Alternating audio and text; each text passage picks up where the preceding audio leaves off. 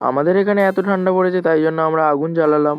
আগুন জ্বালানোর জন্য তো কিছু পাতা কাঠ এইগুলোই তো লাগবে না, এইগুলো আমরা সব জোগাড় করছিলাম। দেখো এখানে কলা পাতা, তারপরে ওই কাঠগুলো সব জোগাড় করছিলাম, দেখতেই পাচ্ছ। দেখো আগুন জ্বালানোর জন্য কত জ্বালানি আমাদের জোগাড় হয়ে গেছে। আগুন জ্বালানোর জন্য আমি সাজাচ্ছিলাম আর এরা হলো আমার একটু সাহায্য করে দিচ্ছিল। দেখো কাঠগুলো কত সুন্দর সুন্দর করে কেটে দিয়েছে ছোট্ট ছোট্ট করে। তো আমি আগুনের ওটা সাজাচ্ছি, দেখে মনে হচ্ছে দেখো পুরো বনফায়ারের মতন। কাঠ কাটতে কাটতে এর দেখো কাটারিরা হাতে লেগেছে। তারপর আগুন জ্বালানোর জন্য একটা প্লাস্টিকে আগুন ধরিয়ে তারপর ধরাচ্ছিলাম। তো দেখতেই পাচ্ছ তোমরা, একটু আগেই ওর হাতে লাগলো কাটারিটা, তাও সে কেটেই যাচ্ছে। কেটে বলছি যে ছাড় ছাড়, ছাড়বেই না। তো ফাইনালি আমাদের আগুন জ্বলে গেছে, দেখতেই পাচ্ছ। এখানে ভালোই ঠান্ডা পড়ে গেছে, তোমাদের ওখানে কিরম ঠান্ডা পড়েছে বলবে কিন্তু।